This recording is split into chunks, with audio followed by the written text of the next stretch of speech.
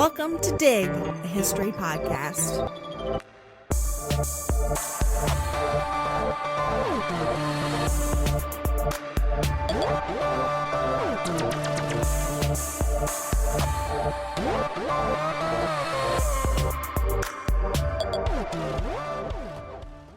In 1861, one of the most powerful slave narratives in American history was published under the title Incidents in the Life of a Slave Girl, written by a woman who called herself pseudonymously Lydia Brent, and edited by the famous abolitionist Lydia Maria Child. The memoir Unflinchingly recounts the unique experience that enslaved women faced in the American system of black chattel slavery. To put it bluntly, Jacobs describes the years of grooming, manipulation, sexual harassment, and threats of rape that she faced at the hands of her master, Dr. Flint, and the abuse she took from her mistress, Mrs. Flint. Eventually, Harriet Jacobs hid in her own grandmother's attic in order to avoid the obsessed Dr. Flint. That tiny crawl space became her home for the next 7 years. Jacobs' memoir painted a picture of slavery that had all the brutality that we're familiar learning about. Backbreaking work, horrific physical punishments, tearing families apart, inhumane treatment. But it's also added a new layer, that enslavement was a different experience for women, for whom sexual terror was a constant, pregnancy was profitable, rape was often unavoidable, and childbirth and wet nursing were part of their labor. For this episode in our latest series on women's history, we're talking about women and American slavery. I'm Sarah. And I'm Marissa. And we are your historians for this episode of Dig.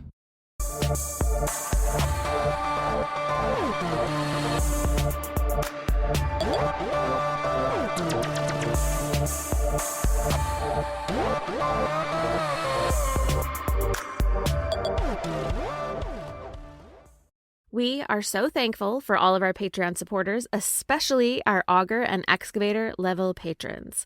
Carl, Alyssa, Maria, Colin, Denise, Edward, Jesse, Judy, Karen, Lauren, Lisa, Megan, and Susan. We can't thank you enough. Listener, if you enjoy what we do here but aren't yet a patron of this show, it's easy. Just go to patreon.com/digpodcast to learn more. As always, we start by acknowledging the work of the historians that we relied on to write this episode. If you're a longtime listener, you know why we do this, but I like to mention it now and then. History isn't just things that happened in the past. It's a discipline. We know what we know about history because historians did enormous amounts of reading books and articles by other historians in order to become deeply literate in their area of study. Then they went out and they did primary source research, then wrote their own interpretation about what happened or how or why in the past. So when we put together an episode of this podcast, we can only do that because other historians read and researched and wrote, often for years, to help us understand a topic. So for this episode, I read a variety of really excellent books on women and slavery. I'm not always quoting them, but they're there in the background, helping to sort of inform what we're saying. So Closer to Freedom by Stephanie M.H. Camp, They Were Her Property by Stephanie Jones Rogers, Birthing a Slave by Marie Jenkins Schwartz, Labor of Love, Labor of Sorrow by Jacqueline Jones, Aren't I a Woman by Deborah Gray White, and An Intimate Economy by Alexandra Findley. And this is just a snapshot of books about women in slavery. There are many, many more. These are just the ones that sort of help to shape my thinking. The majority of the episode, though, comes directly from Harriet Jacobs' narrative, Incidents in the Life of a Slave Girl, as well as Jean Fagan Yellen's edition of the narrative, which includes a lengthy introduction that helps contextualize the narrative and Jacobs' real-life story. There are many different edited versions of this book, but you can find both versions that I used very easily on the Internet Archive for free, and I've linked them throughout the transcript. We are really grateful to all of these historians who have enriched our knowledge of the lives of enslaved women. I also want to give a quick disclaimer about language.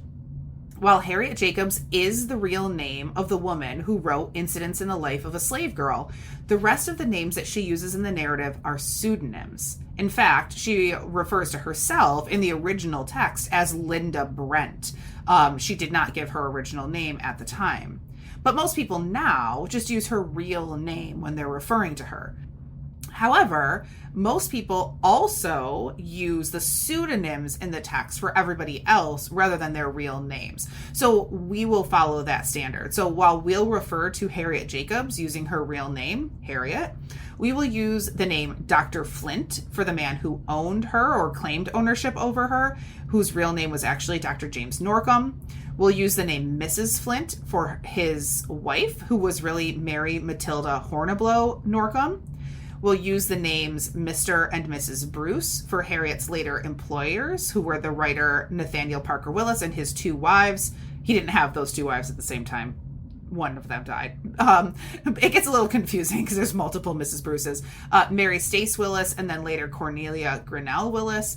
And we'll use the names Mr. and Mrs. Dodge for the young woman who was actually Harriet's legal owner, Mary Matilda Messmore, and her husband. For most of the 20th century, historians used the word slave in the same way that people had used the word man for ages, to represent all people with that label, ignoring that gender might play a role in differentiating the experiences of enslaved men and enslaved women, as in, since the dawn of man, or for all of mankind. But in the 1970s and 1980s, just as the women's liberation movement inspired women to take their newfound consciousness into law and medicine, so too did it inspire women historians to begin thinking about the past through the lens of feminist analysis. Instead of seeing the experience of enslavement as a monolithic one, these historians began to argue that enslavement was an entirely different experience for women than it was for men, that one's gender affected the way that a person experienced the institution of chattel slavery. As Jacqueline Jones wrote in 1985's Labor of Love, Labor of Sorrow, in the slaveholding South, quote, without pretense or apology were racial and patriarchal ideologies wedded to the pursuit of profit. As Blacks, slave women were exploited for their skills and physical strength in the production of staple crops. As women, they performed a reproductive function vital to individuals' slaveholders' financial interests and to the inherently expansive system of slavery in general, end quote.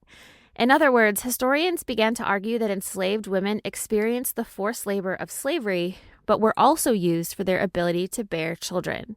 Children which enriched slavers and maintained and expanded the population of enslaved laborers into the future. The same year, pioneering historian of Black women in the United States, Deborah Gray White, published Aren't I a Woman? Female Slaves in the Plantation South, which took its name from the famous speech that the abolitionist and women's rights activist Sojourner Truth gave in 1851. In that speech, Truth wove together the twin issues of race and gender for enslaved women for her largely white audience, saying, quote, nobody ever helps me into carriages or over mud puddles or gives me any best place. And ain't I a woman? Look at me. Look at my arm. I have plowed and planted and gathered into barns, and no man could head me. And ain't I a woman? I could work as much and eat as much as a man, where I could get it, and bear the lash as well. And ain't I a woman? I have borne 13 children and seen most of all sold off to slavery, and when I cried out with my mother's grief, none but Jesus heard me. And ain't I a woman? I just want to point out there that usually that speech is, when it's written out, it's often written in sort of a dialect form, and I've chosen to use one that is written not in dialect just because I feel like it more comfortable reading it out loud. And I don't want to sort of impose that on Sojourner Truth. I never heard her speak, so I don't know exactly what her speaking pattern sounded like. Anyway, Deborah Gray White wrote about this speech, quote, she, meaning Sojourner Truth, like most Black women of the time, plowed, planted, and hoed, did as much work as a man, endured the brutal punishment meted out by slaveholders and their overseers, and also fulfilled her ordained role of motherhood. So she's explaining all of this in this one quote, right? She's really capturing this experience. So in her book, Gray drew attention to what Truth was trying to convey in 1851, that the interconnection between race and gender placed Black women in a different situation than either Black men or white women. This combination of Blackness and womanhood, in other words, informed enslaved women's experience. In 1991, the scholar Kimberly Crenshaw gave a name to what Truth was describing. intersectionality. So let's return to the story of Harriet Jacobs to illustrate what it is scholars like Jacqueline Jones and Deborah Gray White and Kimberly Crenshaw and others were talking about here. Harriet Jacobs was born sometime around 1815. She says that in her early childhood, she didn't have a concept of enslavement. Her father was a carpenter, and while he remained legally enslaved, he was able to work fairly independently as long as he paid his mistress a sizable sum each year out of his earnings. Because of this arrangement, and because her family was fairly light-skinned, they lived comfortably, and Harriet was shielded from most of the horrors of slavery. Harriet also had a grandmother who was well respected in the community by Black and white folk alike. But when Harriet was about 12, their mistress died, and she was transferred to her mistress's niece, who was only 5 years old. So in actuality, Harriet became the property of that girl's parents, Dr. and Mrs. Flint. The Flints didn't want to keep Harriet's grandmother, who many called Aunt Marthy, so they put her up for sale. But the community response was negative. Aunt Marthy had nursed, fed, and cared for so many people in the area, and so when she was called up for sale, many in the crowd chanted, "Shame!" Eventually, the elderly sister of their former mistress, who knew Martha well, purchased her and immediately set her free. This may seem tangential, but it will be relevant. Just hang on. So while Harriet had loved her former mistress, and stick with us when we use that term, like when we say she loved her former mistress, like an acknowledgement that interpersonal relationships are extremely complicated under the institution of slavery, right? She had a positive experience, a positive relationship with this former mistress, who had been kind, provided the family with a certain measure of freedom, and had taught the children how to read and write. But when she's moved and given to these new owners, she finds that they are far more cruel. Harriet writes this of her mistress, Mrs. Flint, quote, "Mrs. Flint was, like many Southern women, totally deficient in energy. She had not strength to superintend her household affairs, but her nerves were so strong that she could sit in her easy chair and see a woman whipped till the blood trickled from every stroke of the lash. She was a member of the church, but partaking of the Lord's Supper did not seem to put her in a Christian frame of mind." Oh, those are such powerful words, I think, right? Really, really getting to the heart of her mistress's hypocrisy. For the first few years, Harriet was treated not unlike the white children of the household, but when she turned 15, Dr. Flint set his sights on her. She called the teenage years, quote, "a sad epoch in the life of a slave girl." Flint began to aggressively pursue her for sex. He was a crafty man, Harriet wrote, and resorted to many means to accomplish his purposes. Sometimes he had stormy, terrific ways that made his victims tremble. Sometimes he assumed a gentleness that he thought must surely subdue. He told me I was his property, that I must be subject to his will in all things. Harriet had nowhere to turn. While Flint's words were disgusting, they were also true. She was his property, and she was to be subject to his will. She tried for some time to treat him with disdain, thinking that might turn him off, but it didn't work. She did have some things on her side. While her grandmother lived nearby, Dr. Flint was cautious. As a respected member of the community and a spirited woman, he didn't want to draw her ire. She was also somewhat lucky that they lived in town rather than at a rural plantation. Quote, "It was lucky for me that I did not live on a distant plantation, but in a town not so large that the inhabitants were ignorant of each other's affairs. Bad as are the laws and customs in a slaveholding community, the doctor, as a professional man, deemed it prudent to keep up some outward show of decency." End quote. In other words, Flint was at least socially conscious of not creating a scandal. That didn't mean he wouldn't or couldn't rape or harass her, but that he wanted to maintain his reputation while doing so. This wasn't uncommon. According to historian Shannon Eaves, the slaveholding South constituted a rape culture, and that, quote, "the systemic rape of Black women, especially in the sexual exploitation of Black people more broadly, were critical to the founding of the nation," end quote.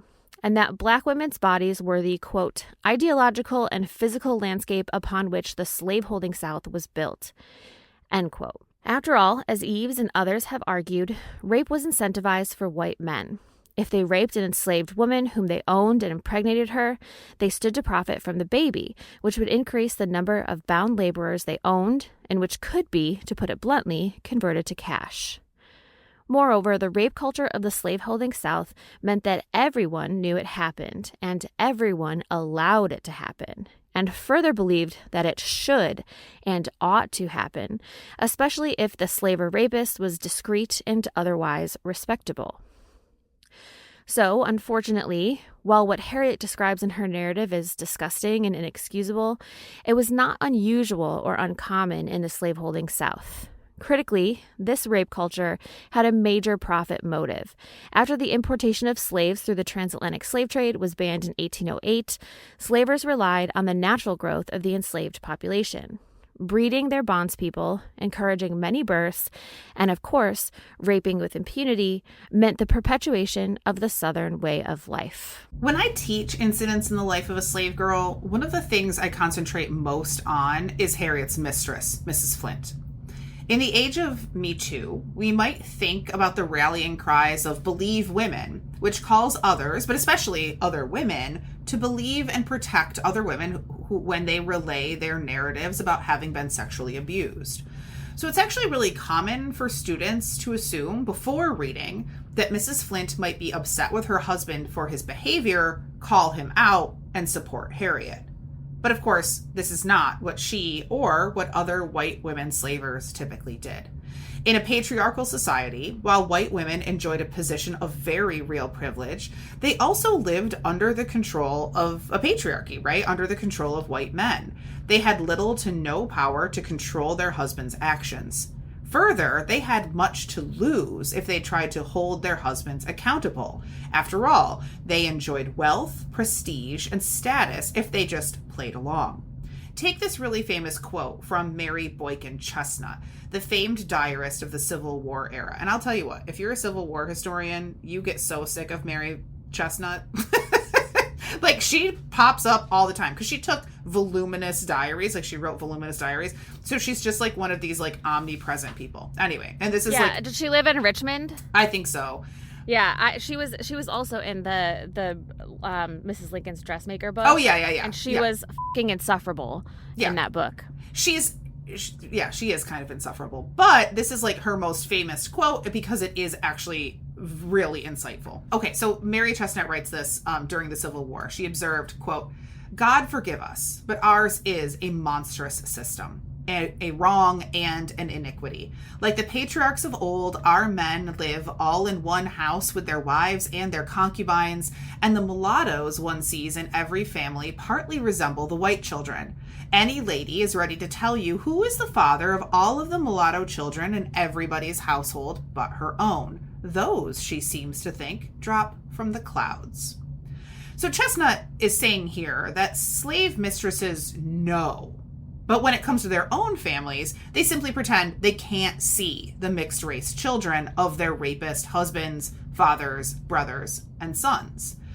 When, of course, in reality, not only could they see them, but they also knew everyone else could see them too, right? Again, as Eves argues, this was the rape culture of the South. Everyone knows it happens, agree that it will and should happen, and does nothing to speak against or to stop. Harriet describes this dynamic in a chapter called The Jealous Mistress. Mrs. Flint, according to Harriet, quote, "possessed the key to her husband's character before I was born," end quote.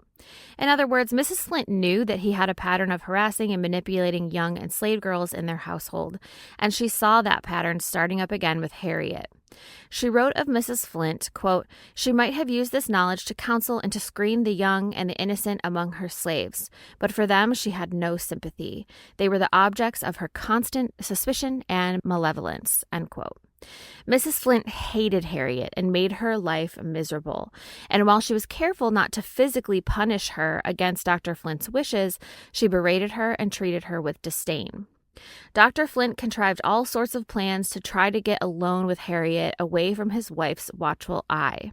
In one scenario, he decided that the couple's 4-year-old daughter would sleep in his rooms at night, and of course she would need an enslaved maid to attend to her. That servant, of course, would be Harriet. Flint lectured and cajoled her, reminding her that he never, quote, treated her like a slave, end quote, and that he would intervene for her with his wife. Harriet was running out of time to escape Dr. Flint's advances. Wait, so they were just going to phone in the room with the That was his plan, right? That would get Harriet alone with him under this guise. And it's kind of fascinating because, like, this also baffles students. If slave masters were masters of small worlds, right? If they had the ultimate control, which they did, sometimes students are like, well, why didn't they just rape slave? Like, why did they hide it? Right? Like, why come up with all these contrivances? And it's because it's like there's this like sort of unspoken fiction that they're creating, right? That like everything is genteel, everything is a family. Everybody knows this is happening, but as long as you sort of do it in a socially acceptable way, if you're sort of delicate about it, then you can sort of stay in everyone's good graces. You just can't be like super blatant about it in a way that violates those social norms. And so this is like one of his frankly deranged plans for like finding a way to keep that veneer on it, right? Mm-hmm. But yeah, apparently he was gonna find a way to get access to Harriet while his little daughter was in the room, which is really gross. I mean, it's one thing, things were different back then in terms of availability and space for where people would sleep. Sure. So, of course, parents often were intimate, I guess, when like their sleeping kids were in the room. Like that's not what's happening here. So that's kind of like extra gross to me. Yes. No, I agree. A similar, if more grievous dynamic unfolds in another very famous narrative written by a formerly enslaved person, and that's in 12 Years a Slave by Solomon Northup. So Solomon Northup was a free black man and a musician who lived in northern New York State. He actually lived in Saratoga, who was performing and was kidnapped by two white men who then who lied to him and sold him into slavery in 1841. So it's a really, if you have not read this is a really fascinating, terribly upsetting book about Northup's experience. And he has a very unique experience as having been a free person who's then enslaved, right? Northup is then sold several times. So he goes through many different experiences of enslavement with different types of white people. And at one point, he is owned by a man whose name is Edwin Epps. And Epps has a smallish cotton plantation in Louisiana. Epps enslaved 8 people. So this is not a massive plantation. One of the people that he enslaved was a young woman named Patsy, who was described as the quickest and most productive field hand on the plantation. She was really young. She was about 23 years old. Patsy is described as nimble, athletic, and incredibly smart.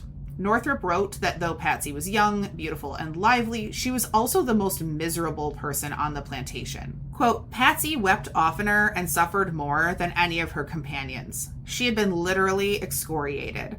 Her back bore the scars of 1,000 stripes, not because she was backward in her work, nor because she was of an unmindful and rebellious spirit, but because it had fallen to her lot to be the slave of a licentious master and a jealous mistress.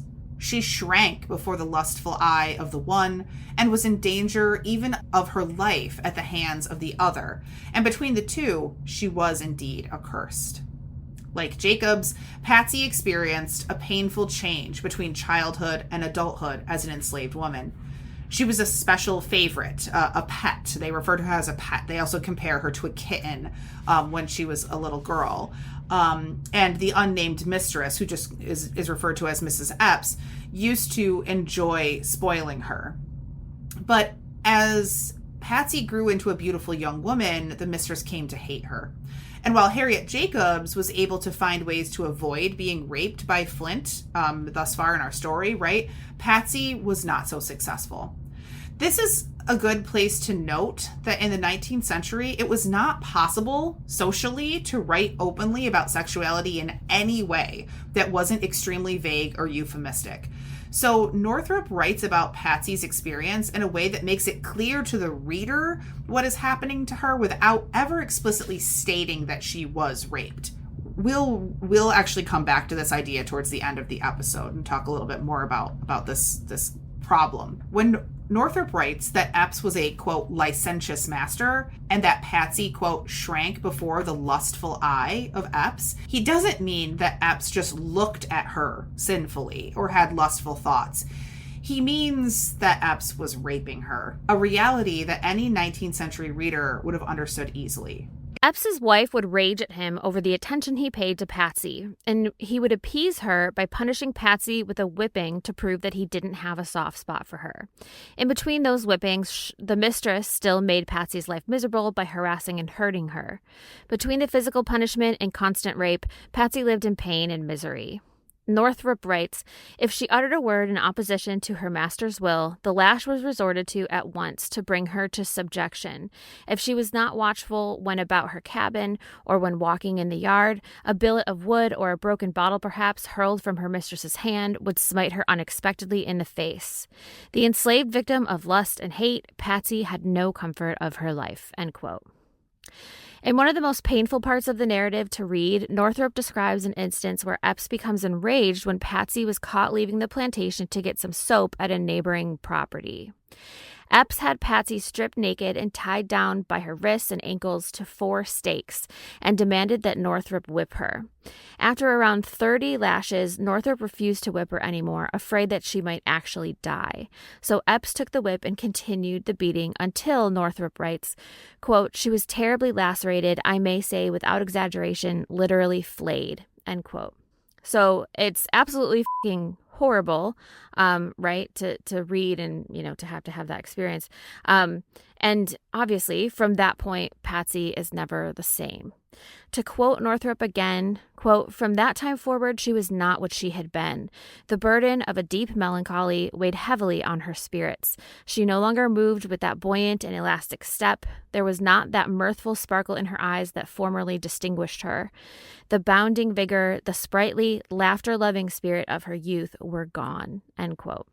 So if you see the film version of the book, you may remember the incredibly painful scene in which Michael Fassbender plays Epps. Yeah, it's the scene stands out as one of the most infamous and painful of all American slave narratives. And in the film, they really, the filmmaker really focused on this dynamic between Epps and Patsy and is much more forthright about the rape. And also really, this scene is really, really hard to watch.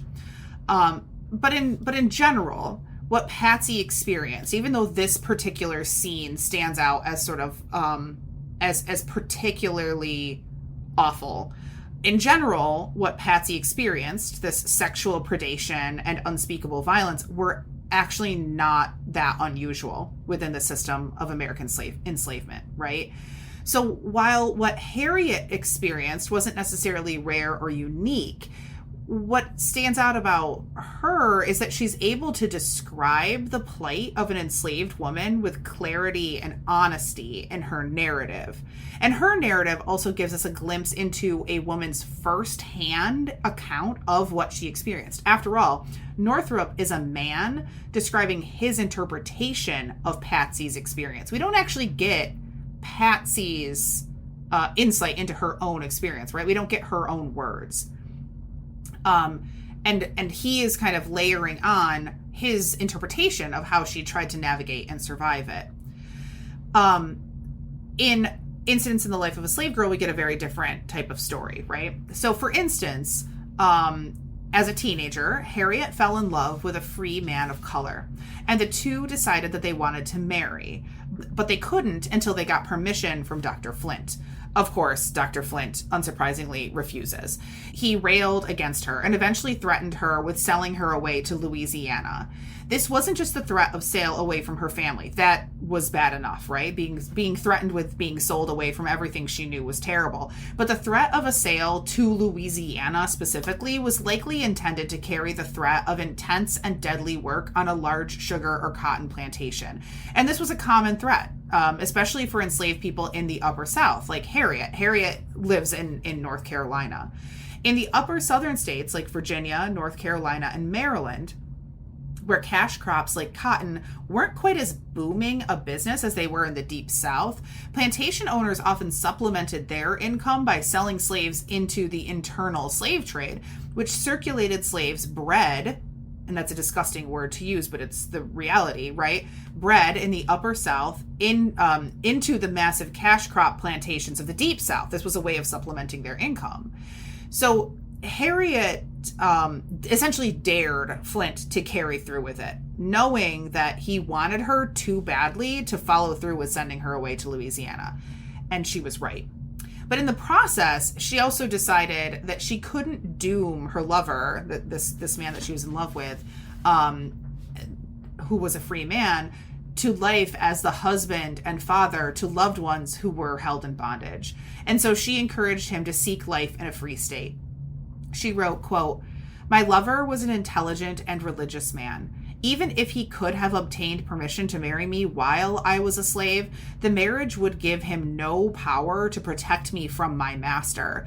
It would have made him miserable to witness the insults I should have been subjected to." And to be clear, when she's saying the insults I should have been subjected to, she's not talking about Flint saying awful things about her. She's referring here to sexual harassment and potential rape as an insult, right? She's being euphemistic. Right, not careful. just her, not him like being like, "You're a bitch." Right, like, "You're ugly." Like, that's not what we're talking about. And she continues the quote saying, "And then if we had children, I knew they must," quote, "follow the condition of the mother." So when Harriet's lover told her he had to travel out of state, Harriet told him not to return and instead to move to a northern state. As much as it broke her heart to send him away, she didn't want him to be trapped by the institution, even as a free man. Even though she avoided sail to the Deep South, Harriet knew that time was limited for Dr. Flint's patience. After her lover moved away, Dr. Flint announced his plans to build a secluded cabin outside of the prying eyes of the community where she would live. The passage in which Harriet describes this is a good example of the difficult position Harriet was in as she wrote this narrative. It was simply not acceptable for a woman to write openly about anything sexual in the mid-19th century, even if it was describing sexual terror rather than sexual pleasure. So as Harriet describes plans for this new cabin in the narrative, she has to talk around the reality of the cabin to make the reader understand without actually saying it. For example, she writes that, quote, "Hitherto I had escaped my dreaded fate by being in the midst of the people. I vowed before my master that I would never enter it. I had rather toil on the plantation from dawn till dusk. I had rather live and die in jail than drag on from day to day through such a living death," end quote. Further, she knew that Dr. Flint sold away women he had raped in the past, along with their babies. Harriet wrote, quote, "I shudder to think of being the mother of a child that should be owned by my old tyrant. I knew that as soon as a new fancy took him, his victims were sold far off to get rid of them, especially if they had children. He never allowed his offspring by slaves to remain long in sight of himself and his wife," end quote. She was tortured over what she would do to avoid this fate herself. There was little that she could do until she met a white man in the community who took a great interest in her. He was kind and acquainted with her grandmother, and Harriet felt able to confide in him some of what Dr. Flint was subjecting her to. This white man offered a solution of sorts. Harriet described her decision to enter a sexual relationship with this white man. Quote, "I knew that impassable gulf between us, but to be an object of interest to a man who is not married and who is not her master is agreeable to the pride and feelings of a slave if her miserable situation has left her any pride or sentiment. It seems less degrading to give oneself than to submit to compulsion," end quote. She also saw it as the better option in the almost certain case that she became pregnant. Quote, "Of a man who was not my master, I could ask my children well supported, and in this case, I felt confident I should obtain the boon. I also felt quite sure that they would be made free," end quote. And so Harriet, only 15 years old, entered into a relationship with the unnamed white man and eventually bore him 2 children. The similarity between this story and Celia is just crazy to me. It is, yeah.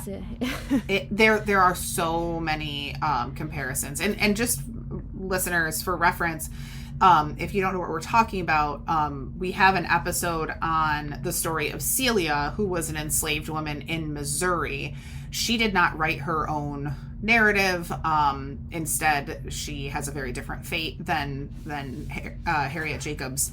She murdered her rapist and then was executed for the crime. But it's still the parallels here are really fascinating, and it just underscores how what Harriet experiences, what Patsy experiences, what Celia experiences is an experience of being enslaved as a woman, right? Like, yeah, it is the norm. It is a norm. Yeah, for sure. When Harriet became pregnant with her first child, Dr. Flint was enraged and tried to demand Harriet end her relationship with her white partner, but she refused. She had actually been hoping that Dr. Flint would be angry with her for getting pregnant by another man, but she hoped that he would react to that anger by selling her, allowing her partner the opportunity to purchase her. Just an insight here, Harriet has to do so much,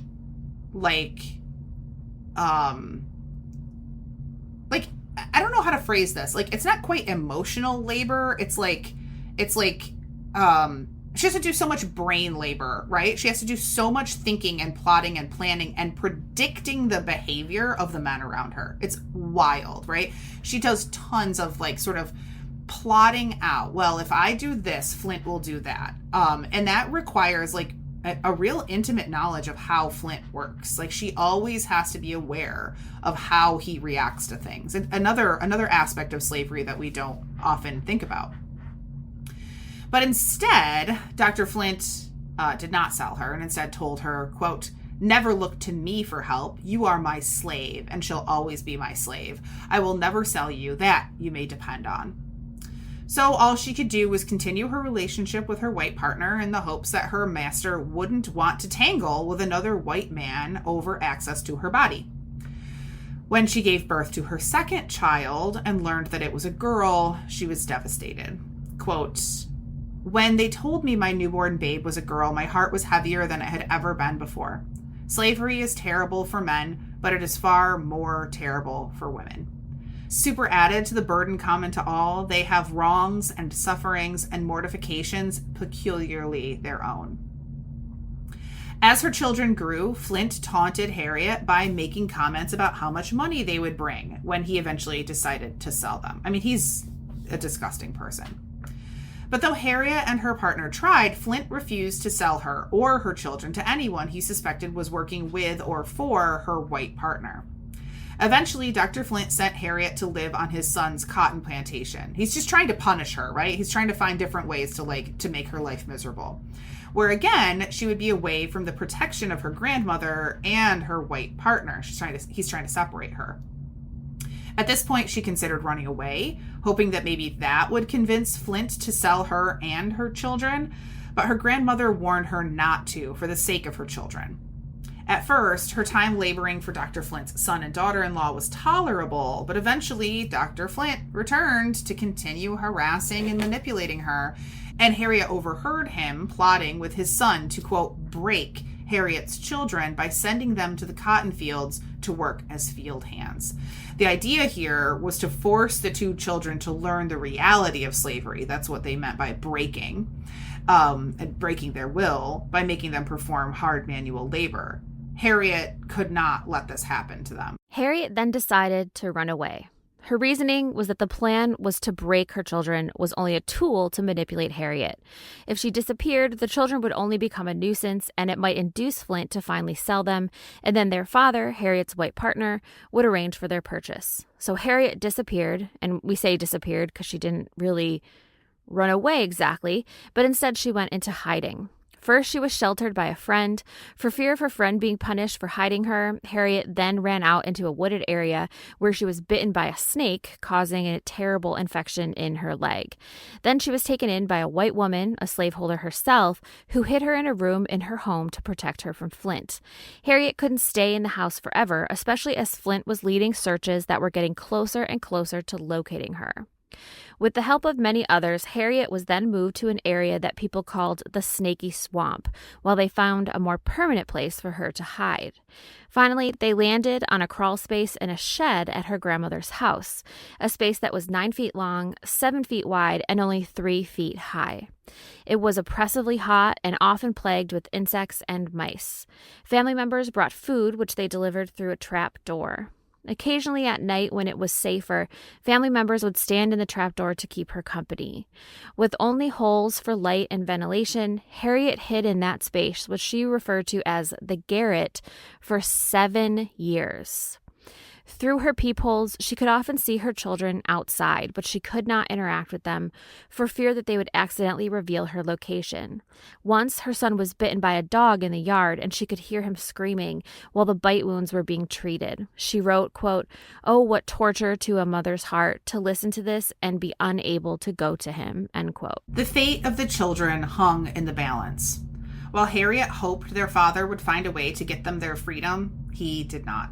Instead, he got married, and he told his wife about the children.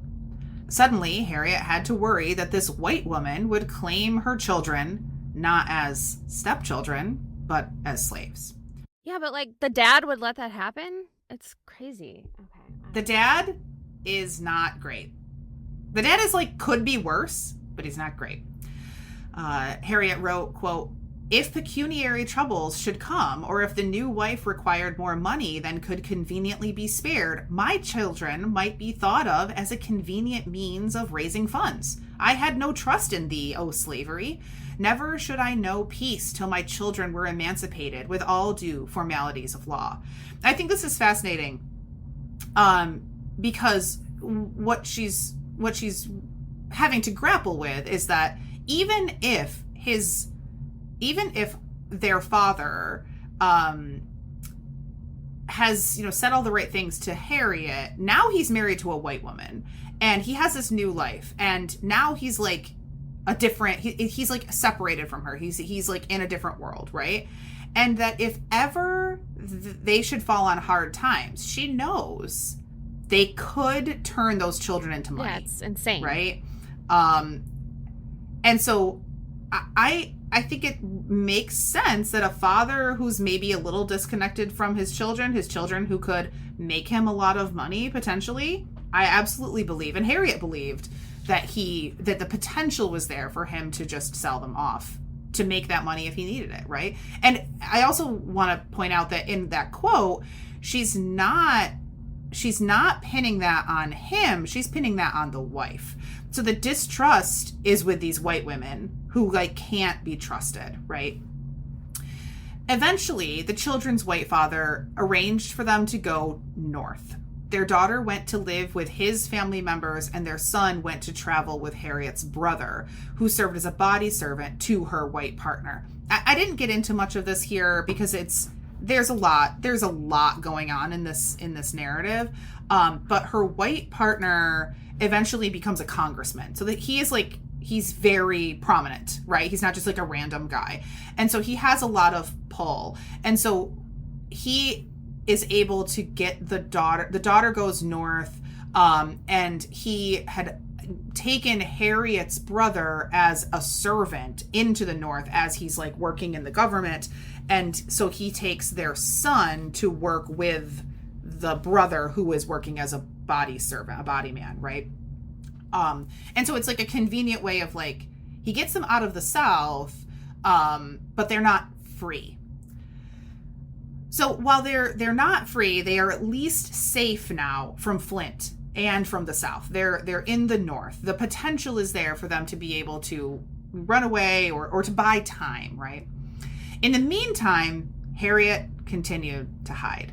She's in the garret, in the attic, waiting and watching. During this time, her aunt passed away, and she had to listen to stories about the funeral instead of being there with her family herself. Her brother managed to escape from bondage. And finally, after 7 years, Harriet herself escaped. First going to Philadelphia and then landing in Boston. As someone who needs constant stimulation, it really makes me upset to think of having to be in that crawl space. And I genuinely like think to myself, like, I don't think I could survive that. Like, I can't even survive just sitting still for like 10 minutes and not doing or saying anything. Like, I don't think I could do that for 7 years. Totally. Yeah. And I mean, the descriptions of her time in the attic are awful because there's bugs up there. There's like at one point she's describing something that I assume is like fire ants get in and they sting her legs, and she can't even like cry. She can't make noise, right? Mice, like she would lay down to sleep at night and mice would be crawling over her. And these stories of like looking out the little cracks in the window to be able to see her children and to see her son be hurt and not be able to do anything. Like, those are the parts that are the most difficult for me to read. I can't imagine. They were too afraid to bring her children to her to visit her. Because, like, people would come up when it was safe and, like, stick their head through the door, basically the trap door, and visit with her from time to time.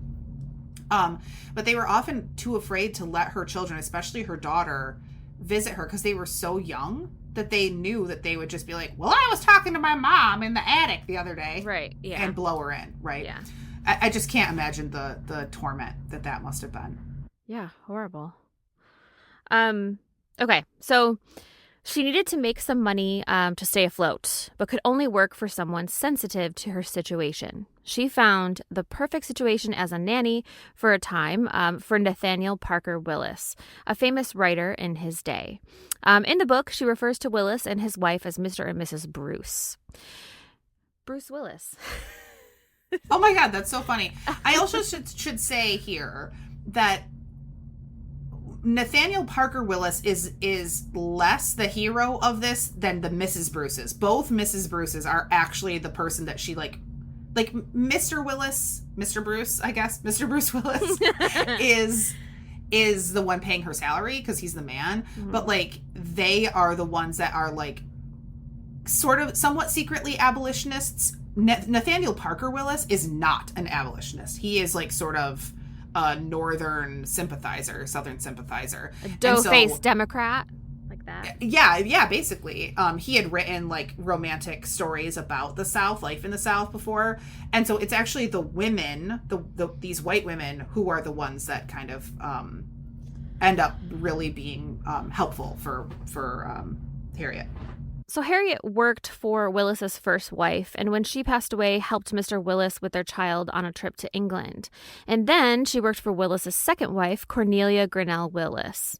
When she returned living with the Bruces in New York, things became especially tense with the recent passage of the Fugitive Slave Act, which ramped up the federal effort to seize and return escaping bondspeople. In 1850, Dr. Flint died. Sayonara. Bye. I know. Bye, Felicia. But this still did not solve Harriet's dilemma because she still officially belonged to his daughter, now a married woman. Then one day, a notice was published in the newspaper announcing that Mr. and Mrs. Dodge, this is Flint's daughter and her husband, were in New York City.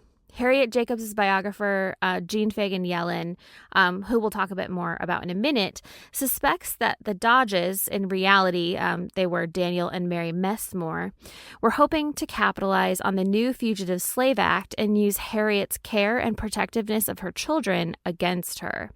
They planned to tell Harriet that when Flint had sold Harriet's children, he had violated the law, since his daughter, now an adult, owned the children and not him. This would invalidate that sale and mean that the Dodges could seize the children and take them back into slavery. Yellen suspects that the Dodges plan to use that tidbit to convince Harriet to hand herself over to, once again, protect her children. To protect Harriet, Mrs. Bruce sent her out of the state. According to Harriet's account, Mrs. Bruce then wrote to Harriet to say that she was going to find Mr. Dodge and purchase Harriet's freedom. Harriet did not consider this a kindness.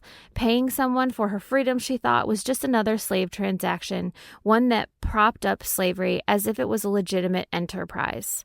She didn't want young Mrs. Bruce to become just like another slave trader. Instead, she wrote to Mrs. Bruce to say that rather than have her freedom purchased, she would move to California and go into hiding. But Mrs. Bruce forged on anyway. A short time after, Mrs. Bruce wrote to Harriet to say that with the help of a trusted agent, she had purchased Harriet's freedom for $300. Historical research done by Jean Fagan Yellen revealed that Mrs. Bruce, who again is actually Mrs. Willis, worked with the American Colonization Society to raise the funds to purchase Harriet's freedom. This was a common tactic for abolitionists seeking to aid fugitives, especially in the era of around the Fugitive Slave Act.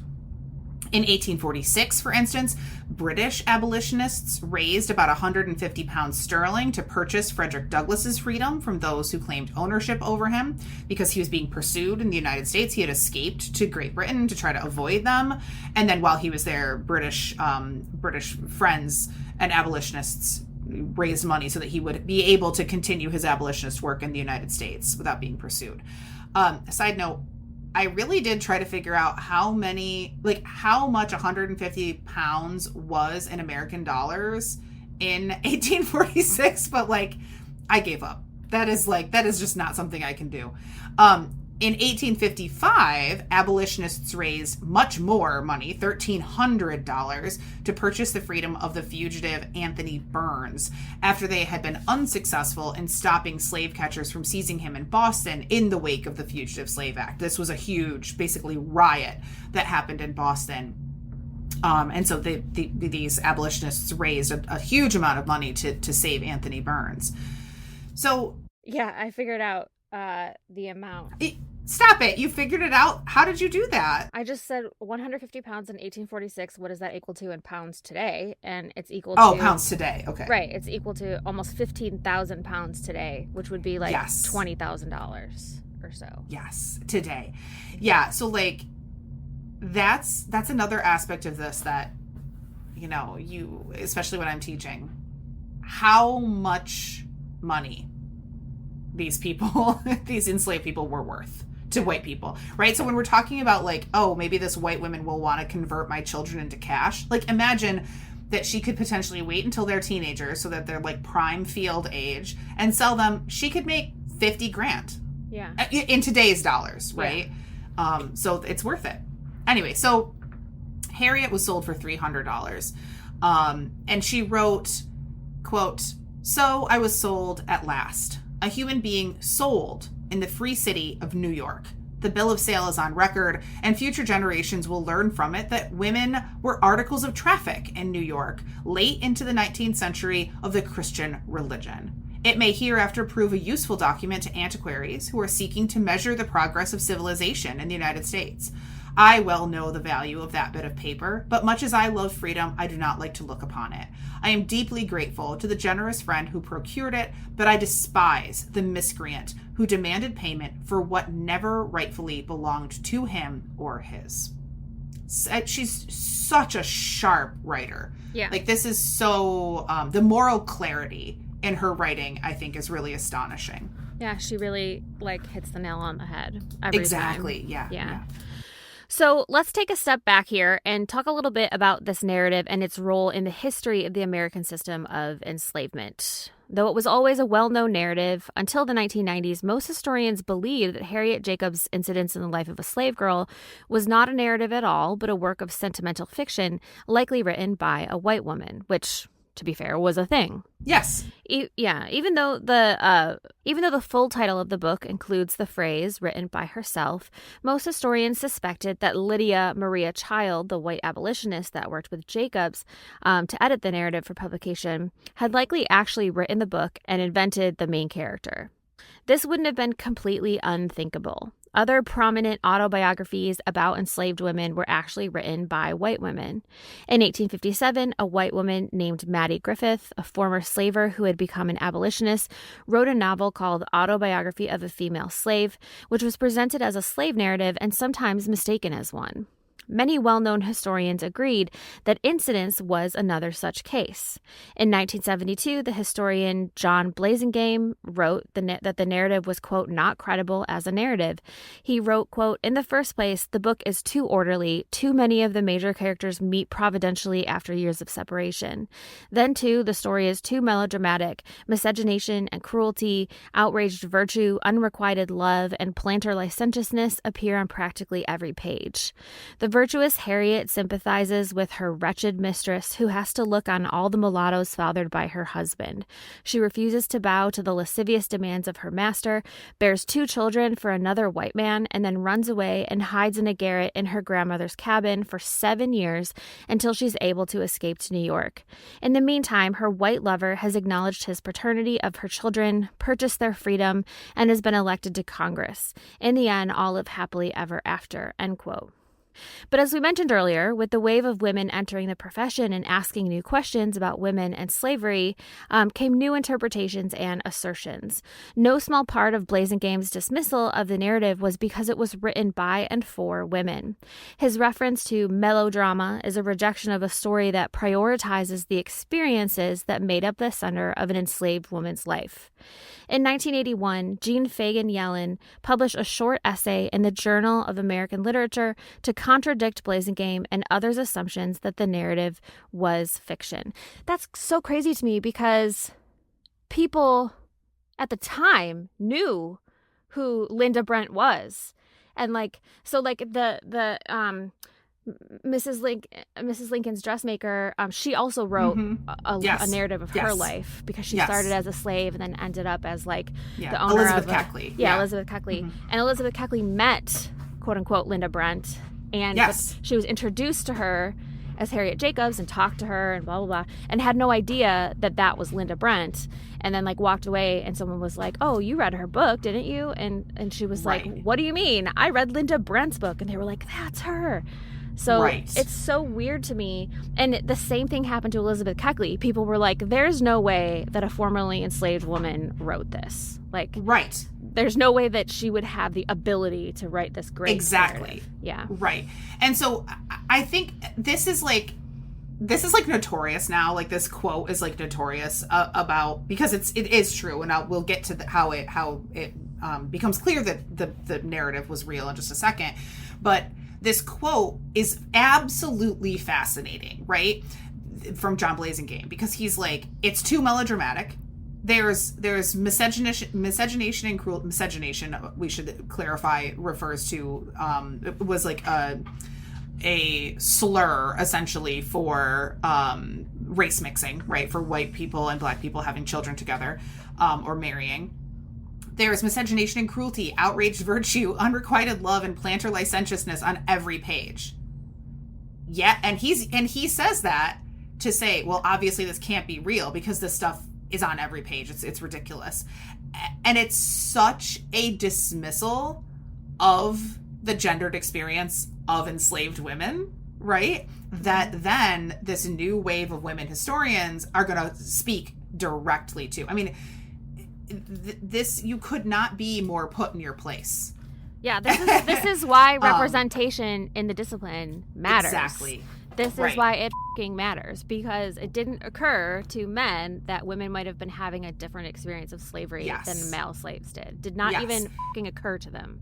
Right. And he speaks of it dismissively in saying that it's melodramatic, right? It's too melodramatic. And that, quote, everyone lives happily ever after at the end.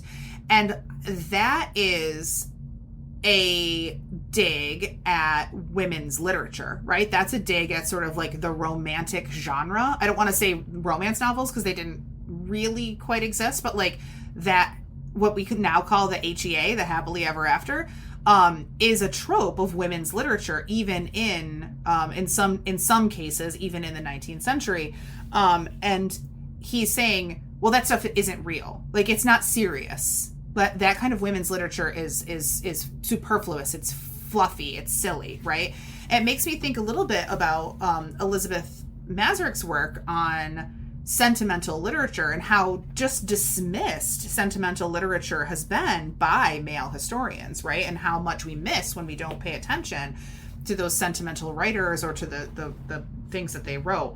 And so it's just an absolutely fascinating quote, because he's just absolutely dismissing it based on all of the things that are actually true about it, right? Anyway, so how did it turn out that now everyone universally agrees that this was real, that this narrative was real and not written by Lydia Maria Child? So as Marissa said, in 1981, Jean Fagan Yellen published a short essay, and I mean short. It is 9 pages long. I don't understand how we can't write 9-page journal articles anymore, but I really wish we could. It'd be a lot easier. It's published in the Journal of American Literature, and it goes directly after John Blasingame, and it just lays it out. It's like, no, you're wrong. Here's the proof. So in short, Yellen found a collection of letters between Jacobs and her abolitionist friend, cameo, Amy Post. So sharp listeners who may have read our book will probably recognize that name. Amy Post, along with her husband Isaac, were prominent abolitionists who lived in Rochester, New York. They were close friends with Frederick Douglass and his wife Anne, and they were close friends with Elizabeth Cady Stanton. In 1848, Amy Post was a signer of the Declaration of Sentiments, that famed document penned by Elizabeth Cady Stanton and Lucretia Mott and signed at the Seneca Falls Women's Rights Convention. And of course, Amy and Isaac Post were directly responsible for the Fox sisters, those young girls who heard the knockings that they believed were communications from spirits who lived in their cabin, becoming famous and helping to accelerate the creation of the spiritualist religion. So we talk about Amy Post a lot here. She's a friend of the pod.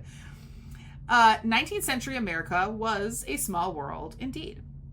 In the late 1840s, so after the first Mrs. Bruce, who was really Mrs. Willis, passed away, Harriet Jacobs moved to Rochester to live with her brother John, who was giving lectures as a fugitive slave with the help of the abolitionist community. This is the brother that was working for the white lover who is now a congressman, right? Now he's like run away. He lives in Rochester. He's gotten connected with the strong Rochester abolitionist movement, and he's giving lectures as a fugitive slave. The city was a hub for the abolitionist movement, and it was a safe place for Harriet and her brother to live. John introduced Harriet to his circle of abolitionist friends, and Harriet became enmeshed in the movement, even working in an office that local abolitionists had in the city that served as a bookstore and reading room. This was actually upstairs from the printing offices of Frederick Douglass's The North Star newspaper. So, there, while she's working there, Harriet began to read deeply in the literature of anti-slavery. While she was, of course, always anti-slavery, this is where she likely began to develop a more formal political awakening and to theorize her own experiences. And it's also likely why her narrative used familiar tropes, right? Sometimes it zooms out to make larger claims or arguments about the institution of slavery, and it often references other well-known narratives. As Yellen writes, quote, "The breadth of the references to literature and current events in Incidents suggests that during her 18 months in Rochester, she read her way through the abolitionist library of books and papers." When her brother went out to give a lecture tour around the North, Harriet moved in with Isaac and Amy Post, and she became very close friends with Amy.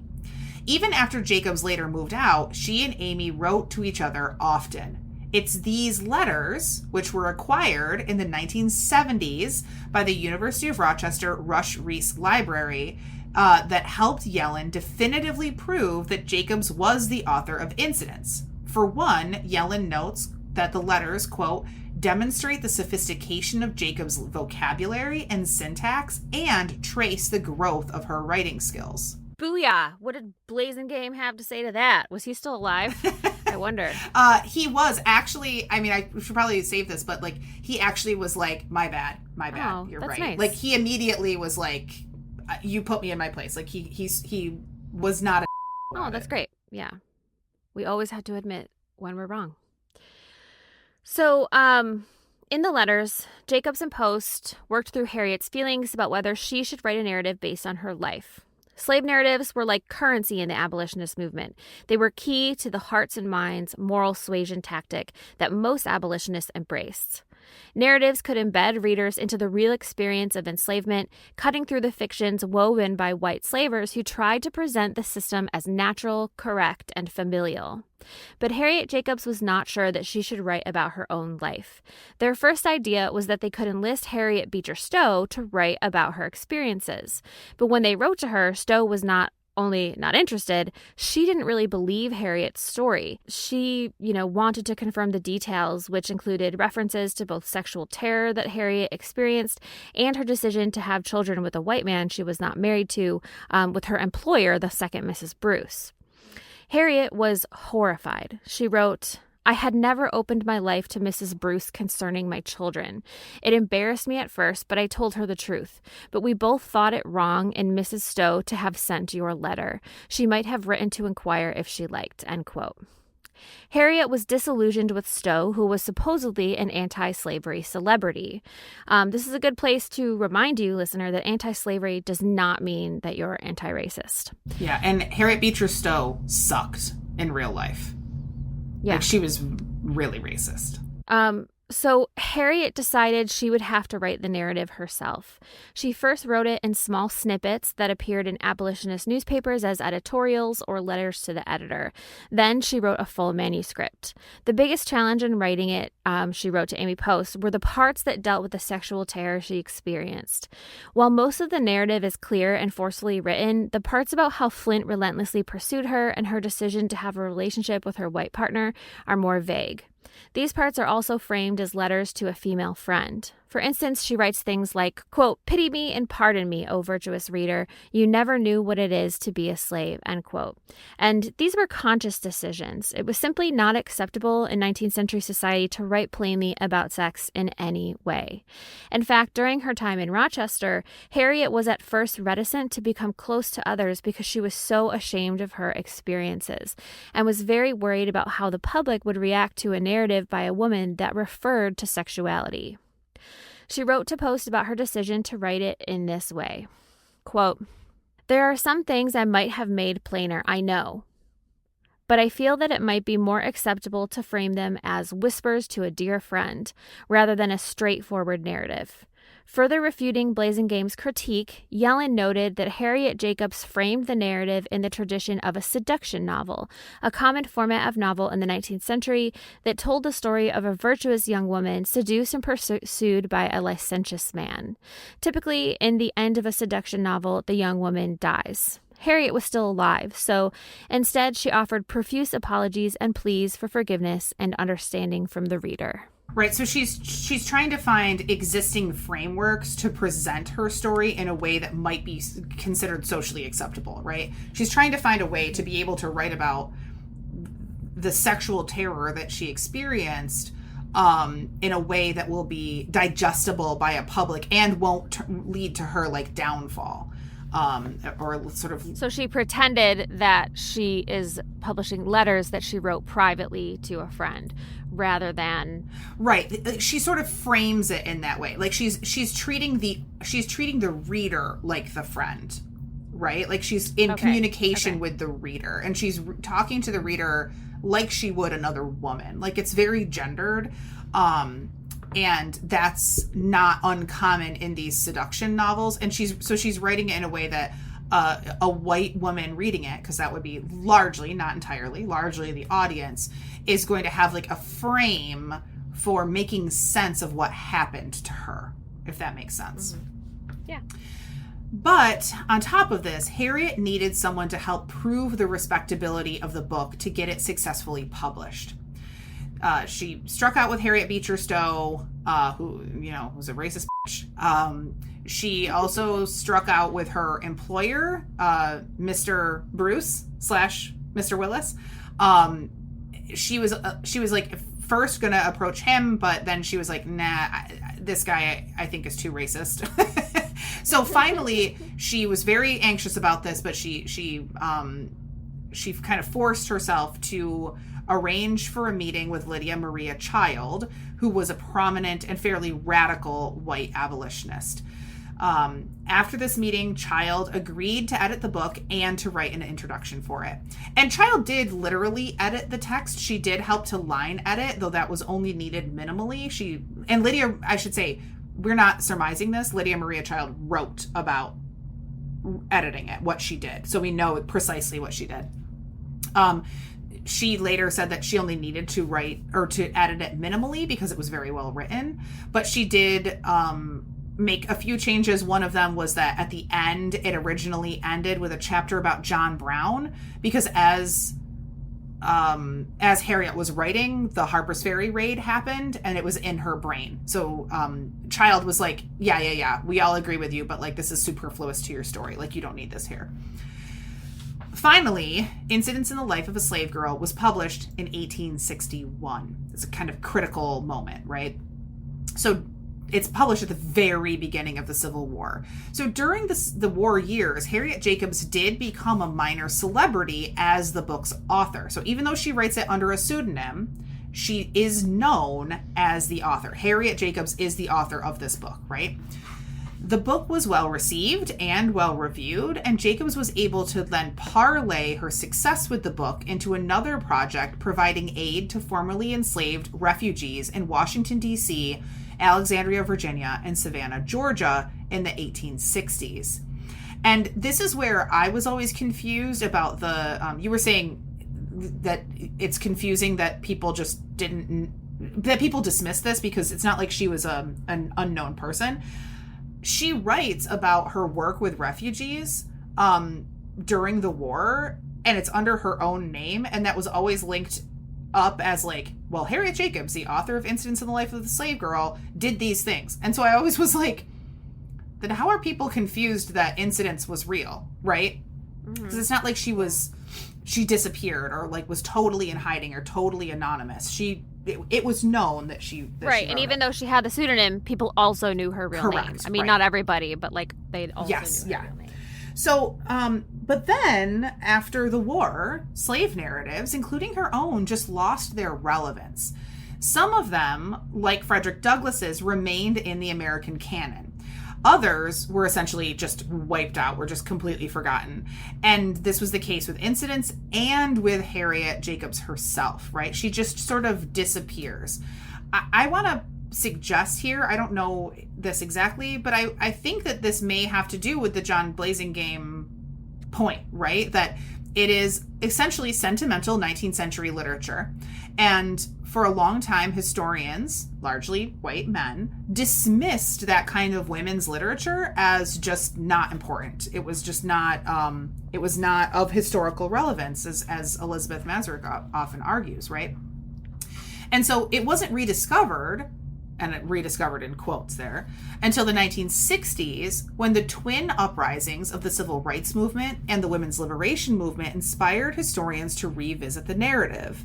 In presenting Incidents as a true narrative of enslavement rather than a melodramatic story written by a white woman, Yellen was able to show how the narrative called for a gendered analysis of the experience of slavery. After all, Yellen points out, Jacobs announces herself as a woman in the very title, right? Incidents in the Life of a Slave Girl. Then she opens the narrative with the assertion, slavery is terrible for men, but it is far more terrible for women, right? The quote that we used before. Yellen writes that this assertion, quote, names the special subject of this narrative, a woman's struggle against her oppression in slavery as a sexual object and as a mother. While other narratives, like Frederick Douglass's, are framed around masculine bravery in escaping bondage, Jacobs's frames much of the decision-making around family, particularly around motherhood. She also articulates the unique decisions and paradoxes that enslaved women had to live with. Yellen writes, quote, like other slave narratives by women, Incidents consistently portrays a society in which female slaves are not only prevented from adhering to this purity standard, but forced to conform to its opposite.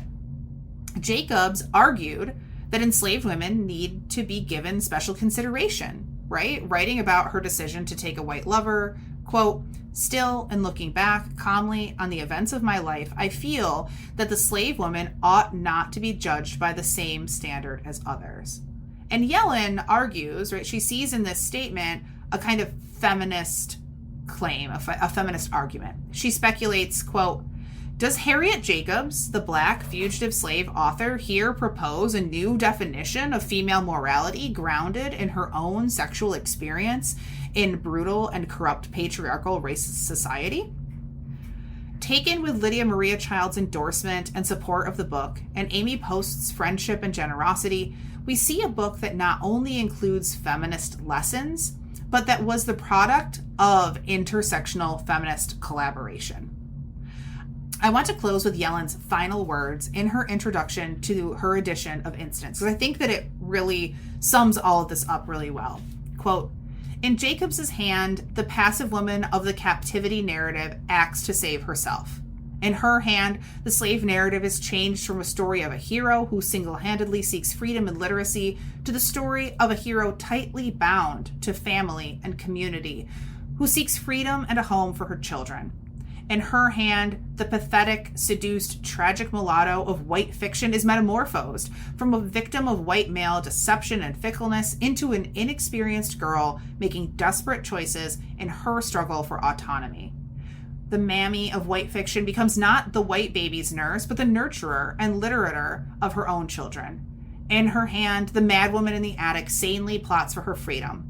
Instead of studying self-control within a domestic setting, the young woman learns to engage in political action. Harriet Jacobs tells a story new in Black literature, in women's writings, and in American letters. Quote, "A woman's true and just account of my own life in slavery." Mic drop. I know that's a long quote, but I really love how she captures just how radical this narrative is, right? How radical what Harriet Jacobs was doing was in this narrative. Yeah, it's amazing. And even more amazing that people at the time kind of knew, I think, how radical it was and knew what she was talking about and saw how important it was. But then we forgot about it for a while, right? And that's why, like, everyone's always like, why do we have to have historians? We already know what happened or whatever. And it's like, well, right. No, like, we forget, you know, and things need to be reinterpreted with new understandings, right. You know? And it's just, so I think it's a really important sort of case study for the discipline of history as well, you know? Yeah, absolutely. I totally agree. Thank you for joining us today. As always, we invite you to follow us on Blue Sky and Instagram at dig_history. If you have a comment or question or want to share some kind words with us, you can always email us at hello@digpodcast.org. We love listener mail. If you're an educator, we've got a compendium of episodes you can use in the classroom and free teaching resources, including full lesson plans on our website, digpodcast.org. You'll also find full bibliographies, the scripts for all of our episodes, resources, and a link to our swag store at digpodcast.org. Bye! Bye. Was I supposed to say bye? Bye. Written by a woman who called herself pseudonymously. Oh my fucking God. Who called herself pseudonymously Linda. It's absolutely oh, okay. This is not okay. These are long sentences. It's making me have to catch my breath. And invented the character of the main character. Which was signed at the Seneca Falls Women's Rights Movement. Wait, no. That's not what I meant to say. Women's rights. Holy shit. Why is my brain... What? Conference? What was it called? Seneca Falls Women's Rights Conference? Meeting? No, that doesn't sound right either. I know. What's Seneca wrong with me? Convention. Thank you. Convention. Oh my God. I knew it was a different word, but I couldn't think of it.